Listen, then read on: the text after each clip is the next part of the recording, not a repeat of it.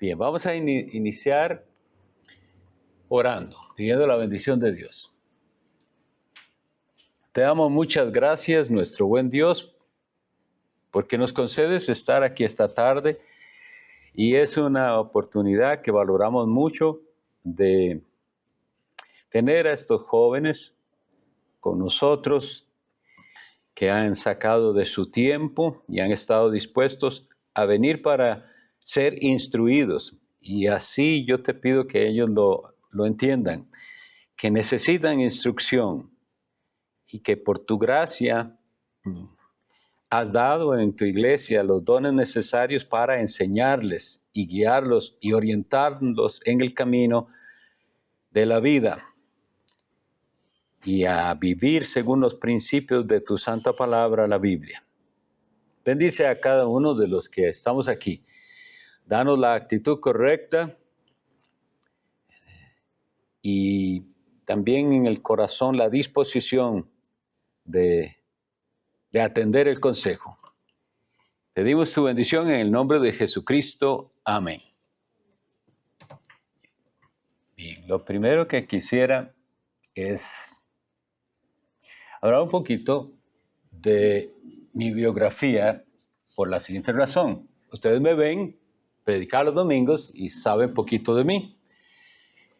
Y como la charla es de orientación vocacional, alguien pudiera pensar, pero ¿qué sabe el pastor de esas cosas? ¿El pastor sabe de ser pastor? O algo así, como es la idea en general. Y bueno, sí, yo estudié teología, tengo una licenciatura en estudios teológicos del seminario que se llama Miami International Seminary, es un seminario presbiteriano. Pero sin embargo, esos estudios yo los hice mucho después de haber sacado la carrera. Entonces, para que sepan, yo en el año 1981 entré a la Universidad de Costa Rica y con la intención de estudiar matemática pura. Pasaron varias cosas que tal vez por ahí les voy a contar. Terminé en la carrera de lo que se llamaba en aquel momento Ciencias de la Computación. Y entonces yo tengo un bachillerato en Ingeniería Informática, una licenciatura en Gerencia Informática y también tengo una especialización del tecnológico que se llamaba en aquel tiempo Gerencia en Telemática. Pero estamos hablando de muchos años. Yo trabajé en el área de la informática por más de 30 años y el Señor apenas me concedió a mí dedicarme de lleno a la obra del pastoreo, del ministerio, hace poco, como 2 años apenas. Porque en su providencia me cesaron de la empresa para la cual trabajaba, que se llama DXC Technology, y entonces la sociedad misionera HeartCry, que algunos podrán conocer y asociar al misionero Paul Washer, ellos, gracias a Dios, aprobaron después de un proceso que yo fuera misionero de ellos y pues esa es brevemente la historia.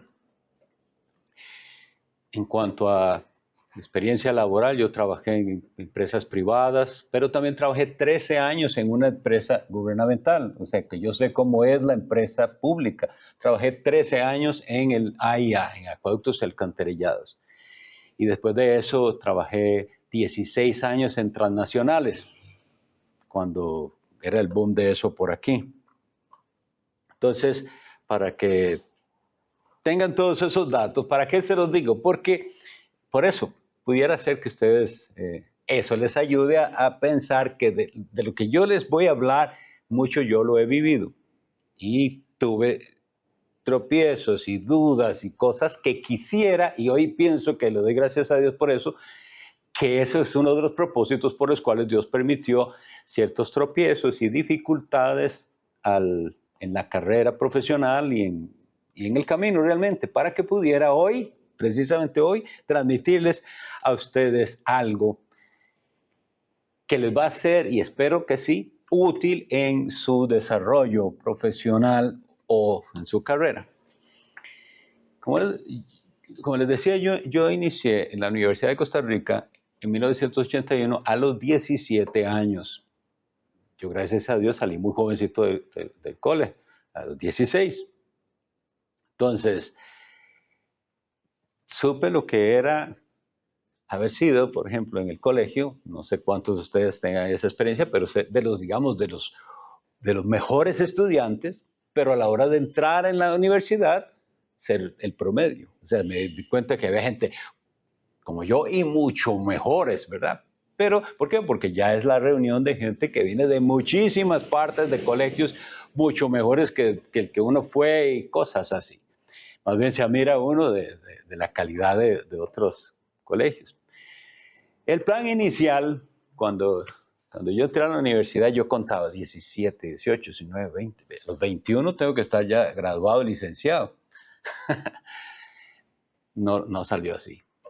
Y hay muchos detalles que contar de por qué no salió así, pero finalmente, que yo había entrado a la carrera de matemática pura, terminé en la otra carrera de informática, al final no había manera que terminara porque después tuve que trabajar y estudiar, lo cual en la Universidad de Costa Rica es bastante dificultoso, o sea, casi que imposible hacer ambas cosas. Y entonces, pero eventualmente terminé en otro lado. La charla que yo quiero darles a ustedes tiene el propósito de contrarrestar una idea que hay por ahí que la gente dice, nadie escarmienta en cabeza ajena o nadie experimenta, quieren decir. Es decir, que ustedes tienen que pasar lo que tienen que pasar.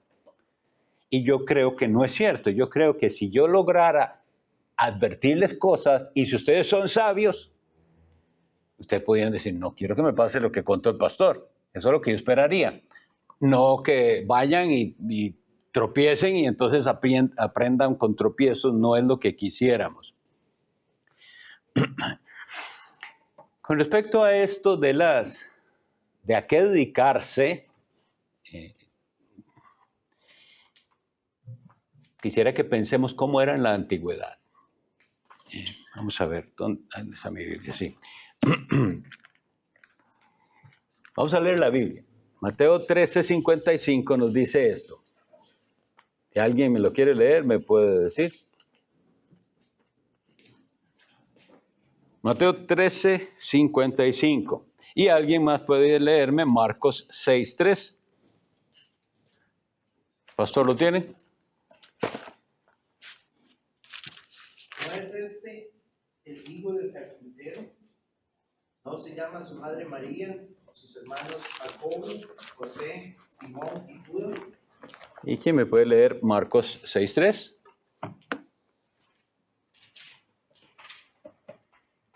Wilson.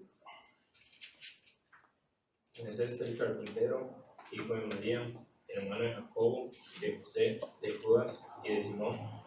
¿Qué notan ahí? En la descripción del Evangelio de Mateo dice que Jesús es el hijo del carpintero. Pero en lo que dijo Wilson dice Marcos que él es carpintero. Bueno, esa es la manera en que por muchos siglos se determinaba a qué se dedicaba usted. ¿A qué se dedica usted? A lo que mi papá se dedica, al negocio de la familia. Y por muchos siglos fue así. Es que ni siquiera algo que se cuestionaba porque así era. No, usted no tenía otra opción. Los que usted lee en la Biblia, que eran Jacobo y Juan, hijos de Zebedeo, estaban en la barca con su padre. ¿Por qué? Porque ellos, al igual que su padre, eran pescadores. Y así era. Entonces, realmente ellos no tenían mucho problema con pensar a qué me voy a dedicar yo. No. Lo que la familia, usted nacía en una familia de carpinteros, usted es carpintero, y si usted nacía en una familia de pescadores, era pescador. Entonces era muy simple. Pero de eso hace muchísimos siglos. Luego ya pasando los milenios, venimos a una época más moderna, a la industrialización, etcétera, donde ya entonces había acceso a la educación y a estudios superiores y así. Y entonces vemos que, por ejemplo, por allá en los siglos, después sobre todo de la Reforma Protestante, que se propició mucho la educación. Antes de eso había mucho analfabetismo, es decir, no mucha gente sabía leer y escribir. Pero ahora sí, entonces había oportunidades. Y entonces había otro modelo del que tal vez ustedes estén enterados. Y era, el papá dice, ¿qué es lo que usted va a estudiar? Y entonces, si Eduardo es hijo mío, yo le digo, Eduardo va a ir a la universidad y va a estudiar tal cosa. Y como yo soy el que le voy a pagarle sus estudios, yo soy el que le digo qué es lo que va a estudiar. O bien, si él era abogado, quiere que su hijo sea abogado, o si era doctor, quiere que su hijo sea doctor. Y entonces era algo casi igual. Como, antes era porque era la única opción, ahora es impuesto. Los padres imponían la carrera a los jóvenes. Les pagaban su carrera, si los mandaban a la universidad y les decían qué estudiar. Solo en otros estratos los hijos tenían entonces ya en una sociedad industrializada que buscar qué voy a hacer, en qué voy a trabajar. Ahora, vean qué sucedió, como suele pasar en ese péndulo de que vamos de un extremo a otro, que ese método en que los papás le dicen, usted va a hacer tal cosa y usted va a estudiar agronomía y usted quiero que estudie y ya, no se discute, sino que el papá les dice que estudiar, pasaron a otro extremo que fue el que yo viví. Entonces, de esa imposición de carrera se pasó a que los papás no le dicen nada a los hijos. Y los hijos terminan la secundaria y voy a la universidad, no tengo la menor idea de qué es lo que voy a estudiar. Es otro extremo. Entonces quisiera también que pensemos que no está bien ni un extremo ni otro, sino que deberíamos encontrar un balance entre lo que el consejo del padre, que ahora se va a entender así como una orientación, y de hecho, por eso es que esta charla está también grabada. Yo quiero que sus padres sepan de esto y ellos se involucren también porque es, según nosotros entendemos, responsabilidad delante de Dios de ellos orientarlos. Pero esa orientación es flexible porque ustedes tendrán que tomar decisiones.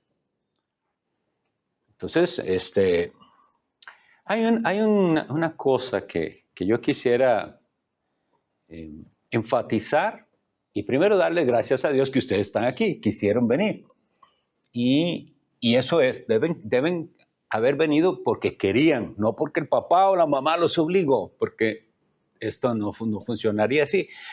Pero lo que digo es que gracias a Dios porque hay una actitud correcta. Si sus padres le dijeron, yo quiero que usted vaya a esa charla y usted fue obediente en venir, hay algo bueno que debo agradecer. Y eso, ustedes están dentro de lo que llamábamos en la escuela dominical el círculo de bendición.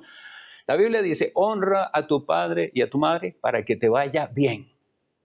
Y les aseguro que nosotros queremos que a ustedes les vaya bien. Y si ustedes respetan y toman en cuenta la opinión de sus padres, también en esto les irá bien.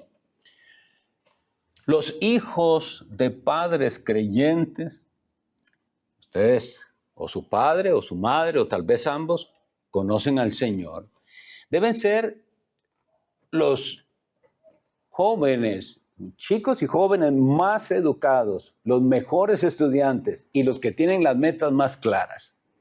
Porque piensen, entonces, ¿qué diferencia hay? Si ustedes están tan perdidos en cuanto a qué voy a hacer y cómo se hace, como los incrédulos. O sea, habría algo que no concuerda aquí.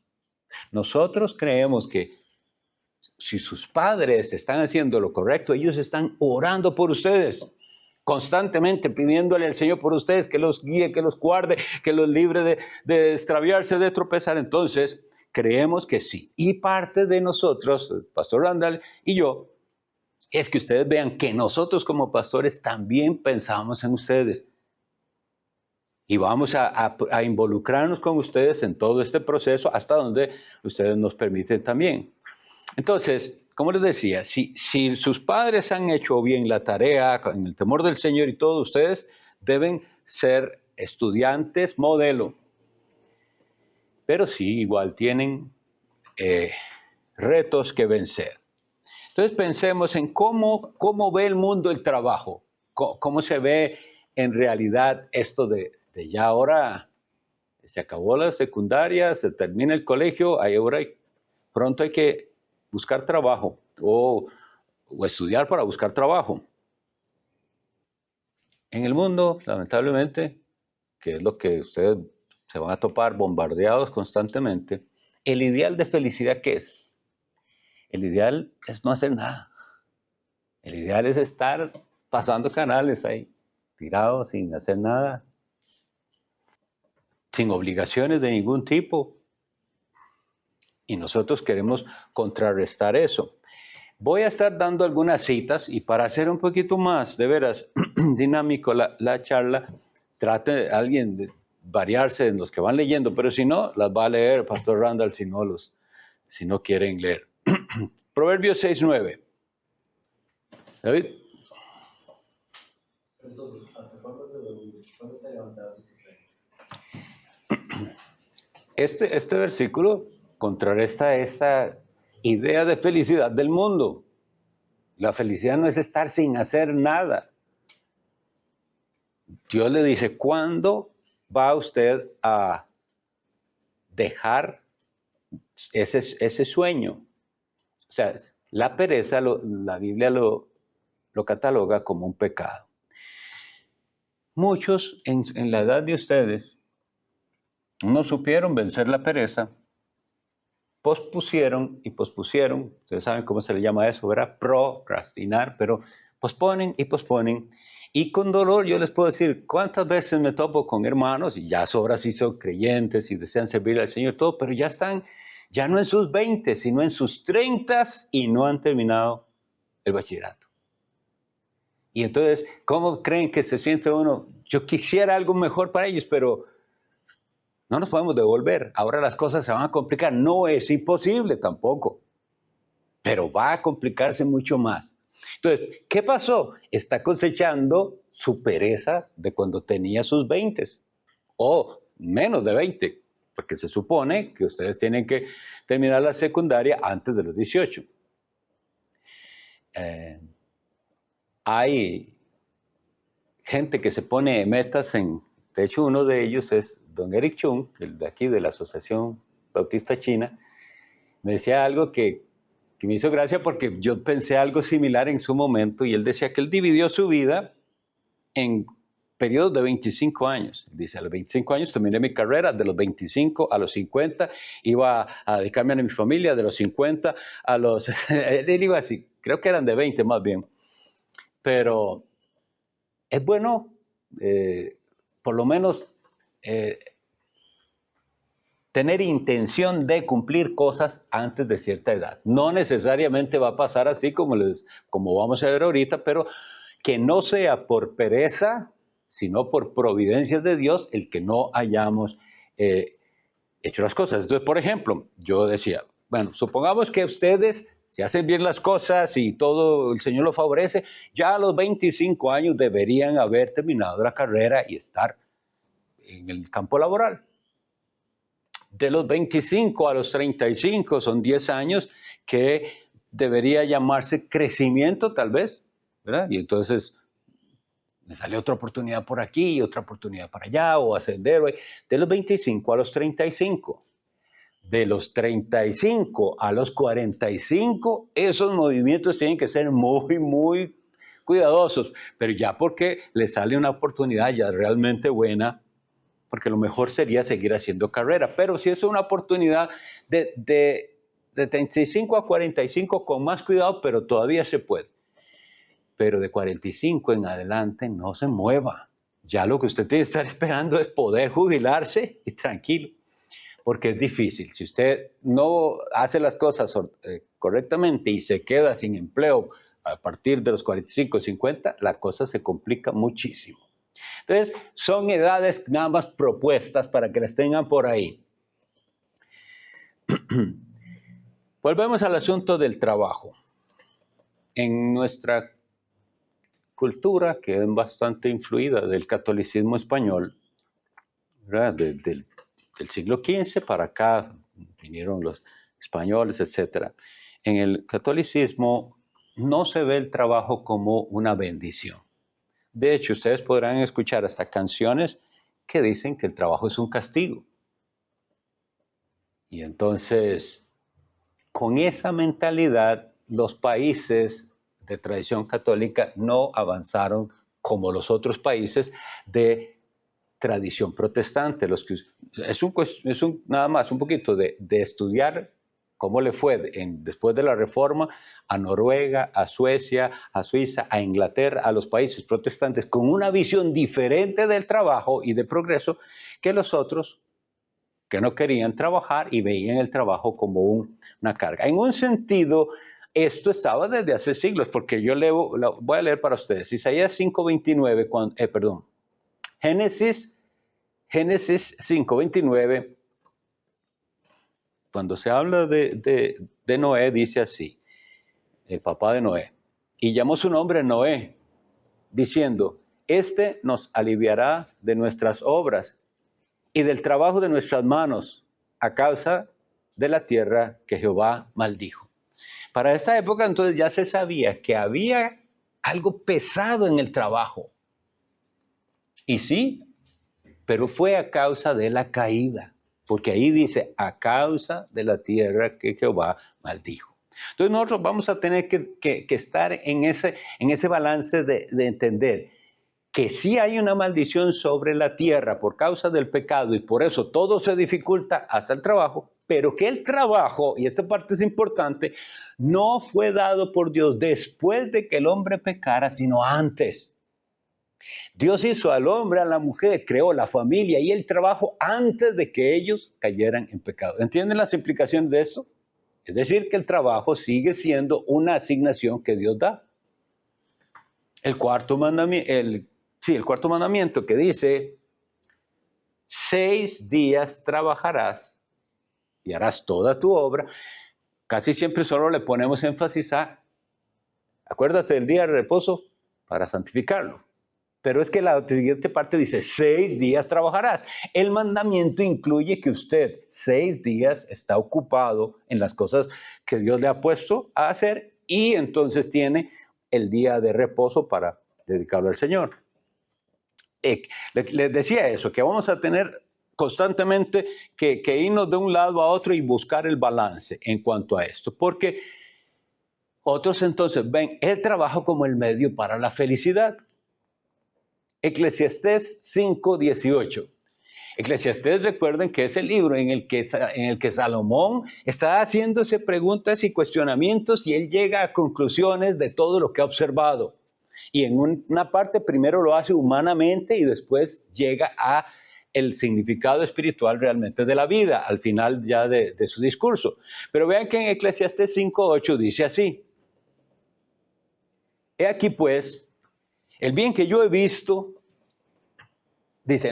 he aquí pues el bien que yo he visto, 2 puntos, que lo bueno es comer y beber y gozar uno del bien de todo su trabajo con que se fatiga debajo del sol todos los días de su vida que Dios le ha dado, porque esta es su parte. 5:18, sí. ¿Qué dije? Perdón. 5:18, sí. Entonces vemos que en esa perspectiva él dice, esto es lo que le toca al hombre. Trabaje y trate de con lo que gane disfrutar de la vida, porque eso es. Parece que lo ve así. Sin embargo, y aquí yo voy a ir al Salmo 127, vean un lenguaje diferente, que también está en las Sagradas Escrituras y debemos entenderlo bien. El Salmo 127, versículo 2, dice esto, por demás es que os levantéis de madrugada y vayáis tarde a reposar, y que comáis pan de dolores, pues que a su amado dará Dios el sueño. Entonces tenemos que encontrar un balance entre esto. Observa algo Salomón, pero el papá de Salomón le había dicho, hay algo aquí. Si solo eso es lo que usted tiene, eso es por demás. Usted va a entrar entonces en este mundo en el cual todo es hacer plata, subir, otro puesto, nunca está satisfecho en el puesto que le asignaron, siempre quiere ganar un poco más. Una insatisfacción y dice, es por demás, y oigan el esfuerzo, porque esto entonces no estamos tratando con aquel perezoso. Ahorita voy a volver a la pereza porque me preocupa mucho la pereza como pecado en nuestra sociedad. Pero vean que este no es perezoso. Este dice, se levanta de madrugada y trabaja y llega tardísimo en la noche. Pero él dice, por demás. Usted se está gastando ahí sin entender bien el porqué de las cosas. Y él dice, ¿no entiende usted que a su amado dará Dios el sueño? Por eso es que nosotros este tema lo vemos, pero no como el mundo lo ve.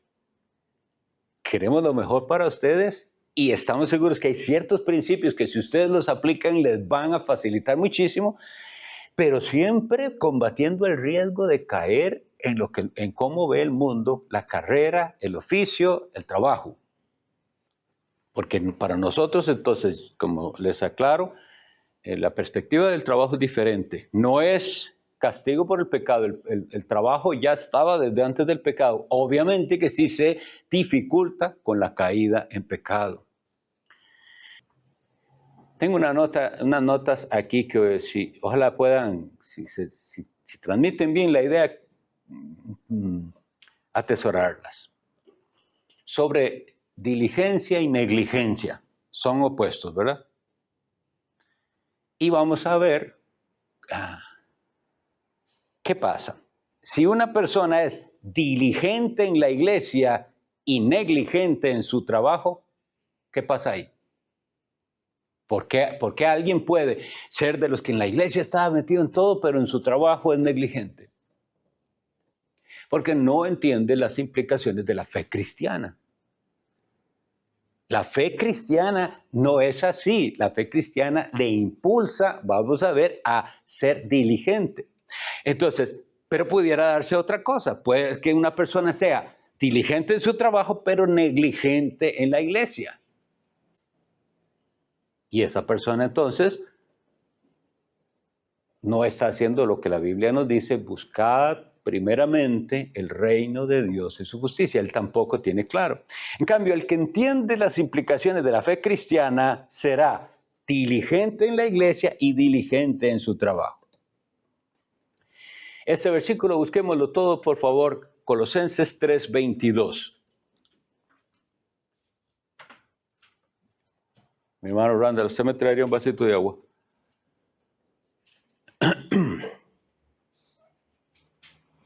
Colosenses 3:22. Dice así: siervos, obedeced en todo a vuestros amos terrenales, no sirviendo al ojo como los que quieren agradar a los hombres, sino con corazón sincero, temiendo a Dios.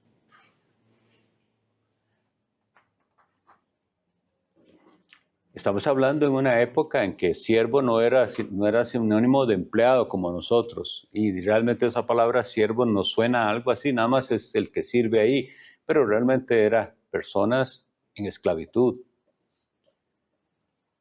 Y aquí se nos dice una característica que yo les voy a dar como advertencia, gracias, una advertencia, porque todos lo llevamos allá dentro del corazón, y es la tendencia de servir al ojo. Eso significa de hacer las cosas bien cuando nos están viendo.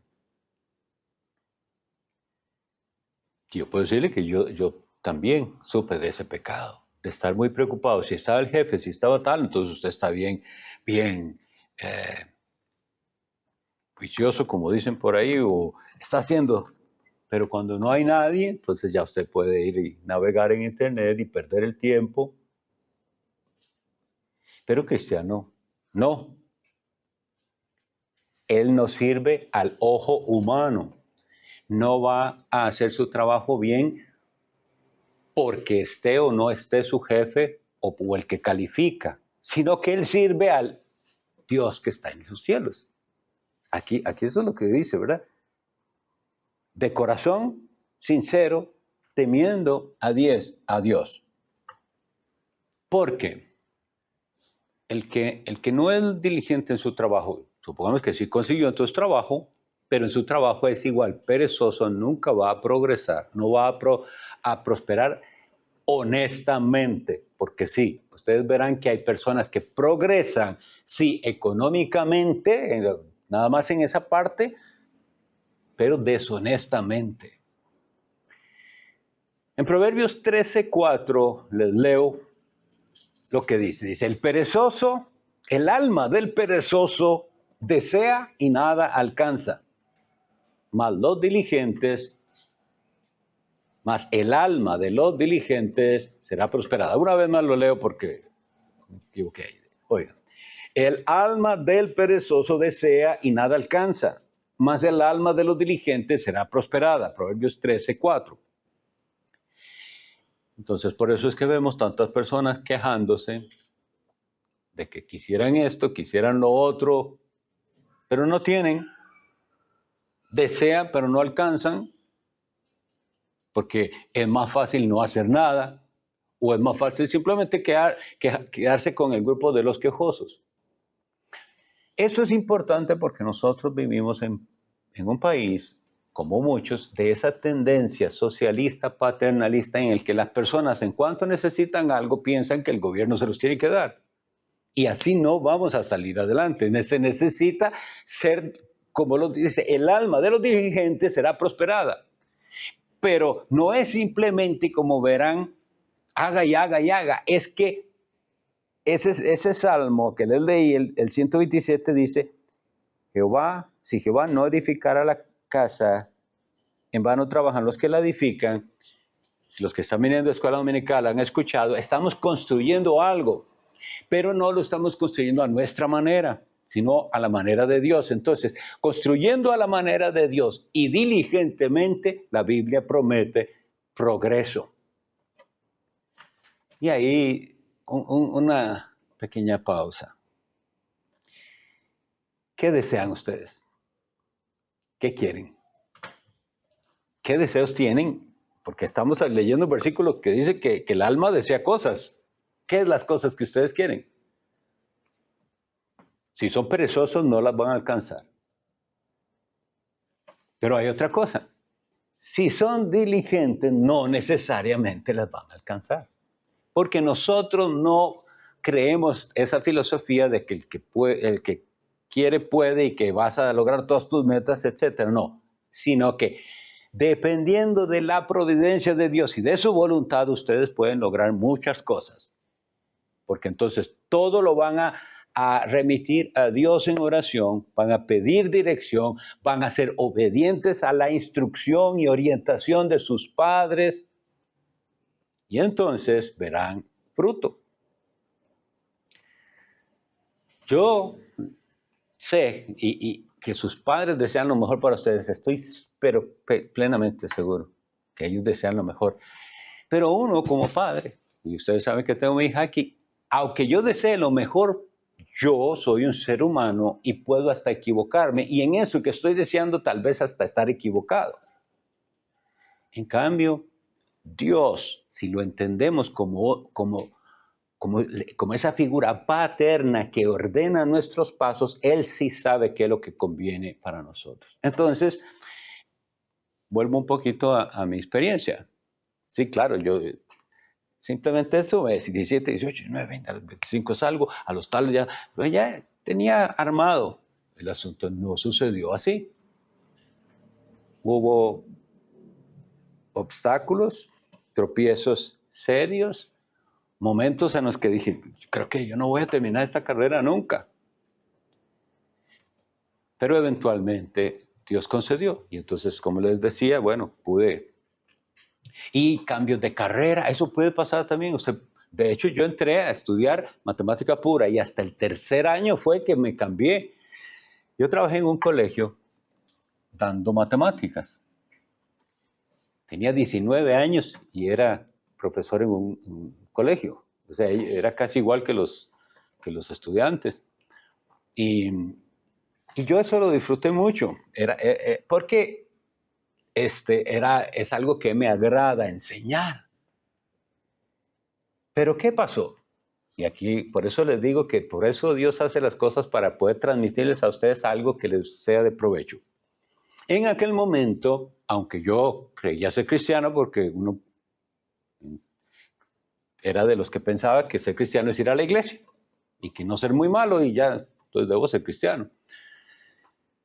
Pero los valores eran los del mundo.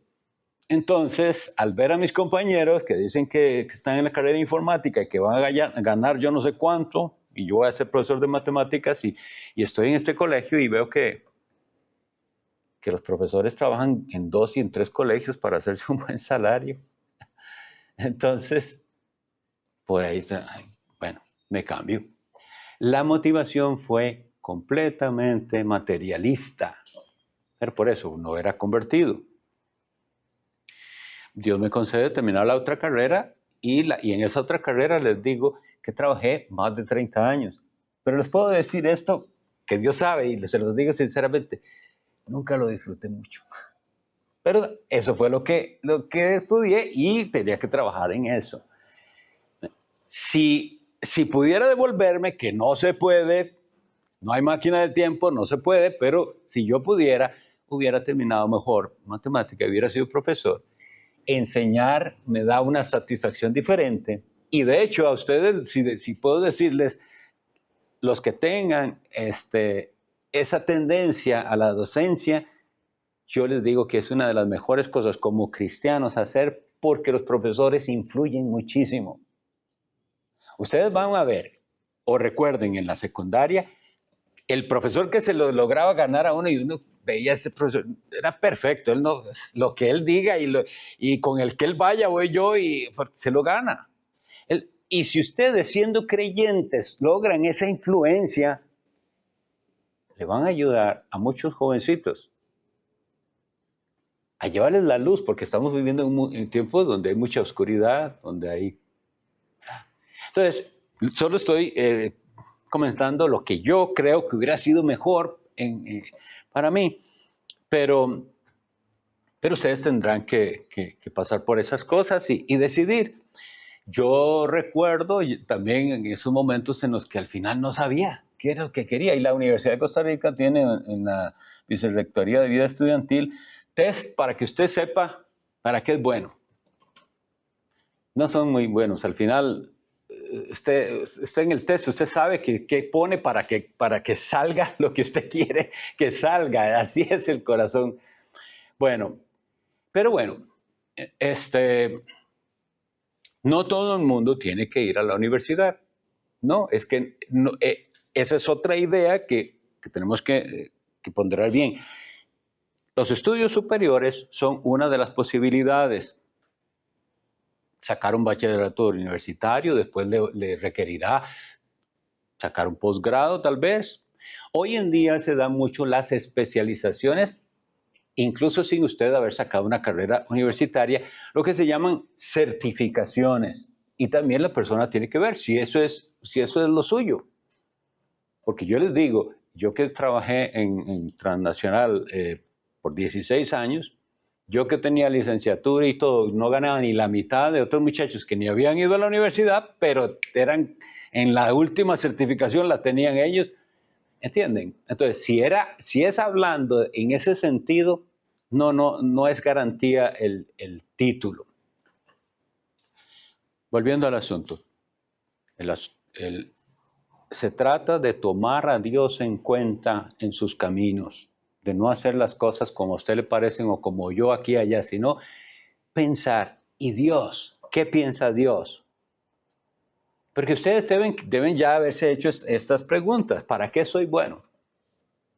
¿Qué hago yo bien? Y eso es una de las cosas importantes a la hora de decidir qué va a hacer. Pero otra cosa que es necesario advertirles es, no necesariamente usted va a trabajar en aquello de lo cual se graduó. Es lo que uno desea, pero no necesariamente. Recuerdo una prima mía que se graduó de la ¿cuál? En la Facultad de Agronomía, en la UCR, de Agronomía de la especialización de fitotecnia, y salió de la universidad, encontró un trabajo en el Ministerio de Hacienda, toda su vida trabajó ahí y ya se jubiló, nunca ejerció la agronomía. Pero ¿qué es lo que quiero decirles? No estoy diciendo que eso sea ni un fracaso en sí, es que nosotros tenemos que ver cuáles puertas va abriendo el Señor y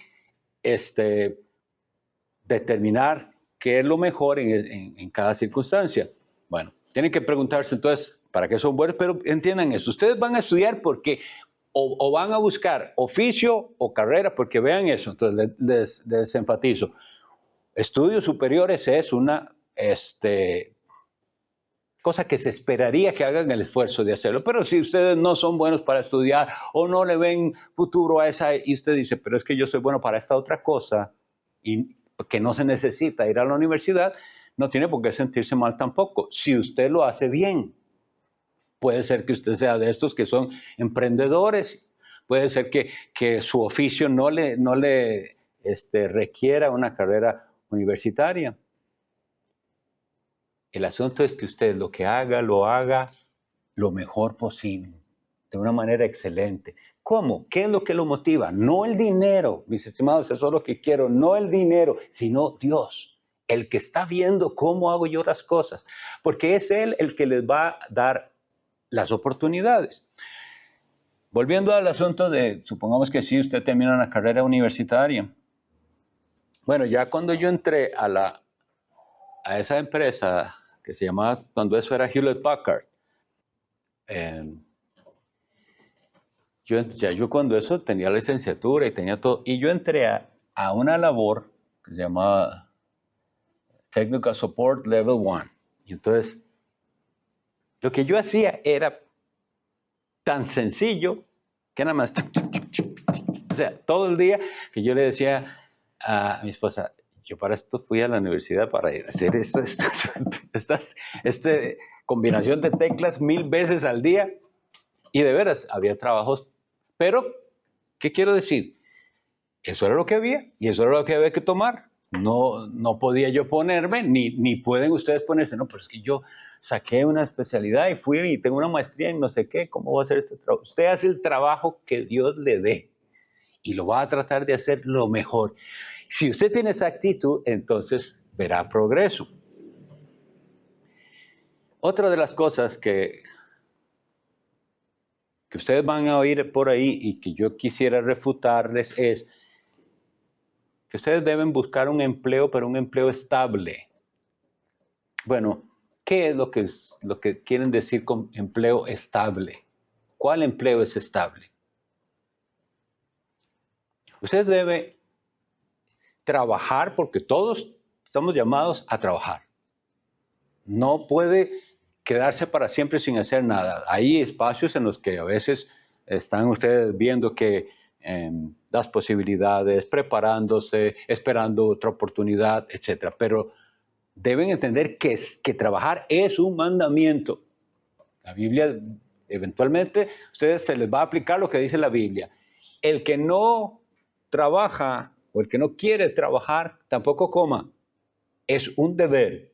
Y ustedes deben entonces trabajar para suplir sus necesidades y para ayudar también a otros, entre ellos sus padres. Pero esto que les decía del empleo estable, el empleo será estable mientras Dios quiera que sea estable. La mejor empresa del mundo puede quebrar o irse del país. De hecho, una anécdota, el pastor Eric Rosales de la Iglesia en los Lagos, él es de electrónica, él trabaja en algo de electrónica para Intel. Intel es una empresa que es una empresa mundial, ustedes la conocerán. Si estable significa que tienen capital, tienen un capital tremendo y una de facilidades para los empleados tremendas, como varias de las transnacionales. Después de 11 años de trabajar para ellos, la empresa decide que mejor se va para Filipinas y ya. Entonces, el trabajo es estable, al final ya no es estable porque la empresa se fue. En cualquier empresa puede pasar esto. Lo que deben hacer es tomar el trabajo que el Señor les dé, hacerlo lo mejor posible hasta que el Señor les abra otra oportunidad. Pero ustedes van con una visión diferente de lo que es éxito y de lo que es fracaso. ¿Qué depende? ¿A qué llama el mundo un loser? ¿Quién es ese, el perdedor? Depende de sus valores. La receta de fracaso está ahí en esto. Mire, se vuelve loco en su trabajo, se levanta madrugada, se acuesta tarde, come pan de dolores. Eso es, viéndolo bíblicamente, fracasar. En cambio, lo otro es ser agradecido, aprender a administrar lo que el Señor le dé, y entonces el agradecimiento siempre trae gozo. Como ustedes ven, estamos hablando de muchas cosas, de algunas de ellas sería otra charla entera, pero la idea es despertar interés en ustedes en temas que después pueden surgir preguntas o tal vez hasta una charla más. Deben tener presente que los primeros años de trabajo pueden ser muy demandantes y está bien que lo sean, porque llegará el momento en que ustedes no pueden, ya con cierta madurez y con familia, etcétera, dar todo lo que algunos piden, algunas empresas, sobre horarios de trabajo. Es decir, si la persona es soltera y viaja mucho, etcétera, tal vez eso se puede. Pero ¿cómo un padre de familia va a estar saliendo de semana de por medio, deja a sus hijos, deja a su esposa? Ven, ese tipo de cosas tienen que irse pensando. Eso es algo que por un tiempo se puede soportar, pero no para siempre. El overtime que llamamos el tiempo extra, también, cuando hay energías, hagámoslo, está bien, y ahí estamos ganando un poco, pero eso no se puede sostener para siempre porque las energías se van gastando. Díganmelo a mí. Entonces, no vamos a buscar éxito a la manera que el mundo lo hace, y es más que simplemente aplicar una regla. ¿Dónde está la satisfacción plena? En el Señor. Ustedes, quiero retarlos a que oren por su futuro en este mundo, pero oren más por su futuro eterno. Solo se vive una vez. Por eso dice la Sagrada Escritura en Hebreos, está establecido a los hombres que mueran una vez. ¿Y por qué dice mueran una vez? Porque solo se vive una vez. Ese cuento extraño de las religiones orientales que en la siguiente vida voy a hacer y en la otra. No. Una vez se nos da oportunidad de estar en este mundo y ese tiempo es limitado. Es limitado. Yo les animo, no pueden desperdiciar el tiempo porque es limitado. No hay otra oportunidad. Tienen que ponerse serios, por decirles de una manera, ya. Tienen que hacerlo. Entonces, tienen que pensar en su futuro aquí, sí, pero en su futuro eterno, porque no sé, perdón. Bueno, no puedo contestar, pero no sé cómo. Bueno, les decía esto. En la vida se presentarán varias oportunidades, varios proyectos, pero solo tienen una vida y no pueden desaprovecharla, tienen que aprovecharla bien, pensando en que hay una eternidad. ¿Qué tanto de lo que hacemos vale para la eternidad? Junto con la libretita que se les dio ahí, hay un folletito y se llama ¿Qué es un cristiano bíblico? Yo les voy a rogar que hagan el esfuerzo de leerlo, porque ustedes tienen que reconocer si ustedes son ya un cristiano bíblico o si tienen que clamar a Dios para que haga de ustedes un cristiano bíblico. Porque cuando entendamos eso, todo este otro tema, cuán importante e interesante es, no va a ser el tema más importante. sino quiénes son ustedes a los ojos de Dios. ¿Le pertenecen a Jesús ya? Nosotros, una de las cosas bueno, por aquí no quiero hacerlo ya muy largo, yo creo que ya es suficiente, pero entre consejos que les debo dar es indispensable que hablen inglés. O sea, eso no es que tal vez, tienen que hablar inglés. O sea, es necesario. Estamos viviendo, cuando yo era muchacho, ¿verdad? Era un plus, digamos. Yo gracias a Dios, tuve la bendición de aprender, pero era como una extra. Ya no estamos en esas épocas. Es necesario. Ustedes deben hacerlo. Entonces, deben esforzarse si todavía no dominan el idioma inglés. Tienen que esforzarse por hacerlo. Y nosotros estamos pensando también en la posibilidad, es algo que tenemos en mente para orar, de hacer aquí mismo en la iglesia un club en el que practiquen el inglés.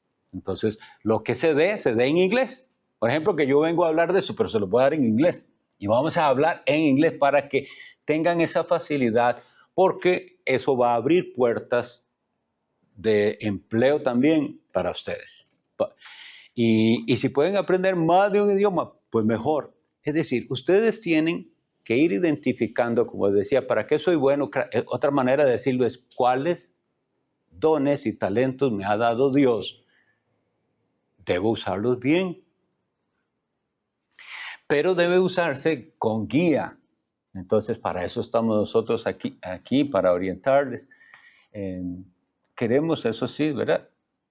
Generar una confianza que queremos también propiciar que ustedes se conozcan, vienen a la misma iglesia, tienen que saber quiénes son. Algunos van a tener dificultades en cosas, otros, y deberían aprender a ser también solidarios. Cuando ustedes, hay algunos aquí ya que ya tienen empleo, ¿verdad? Creo que Wilson y Milton están trabajando. ¿Alguien más trabaja ya? ¿No?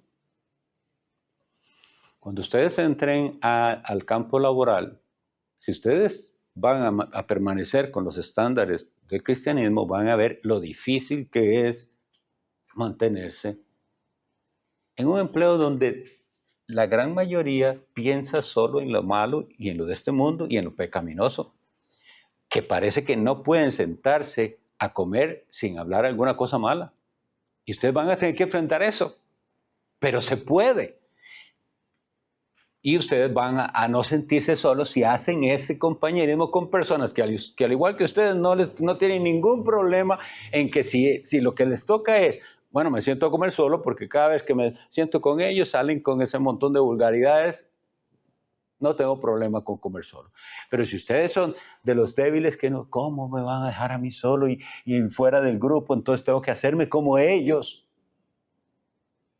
Entonces hay un problema y para eso también estamos aquí, para ayudarlos en esto.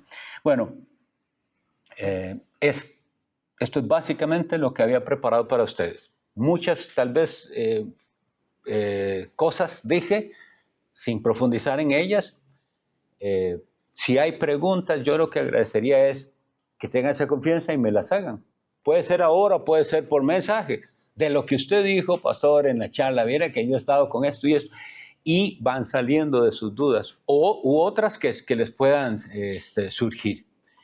Gracias por venir aquí.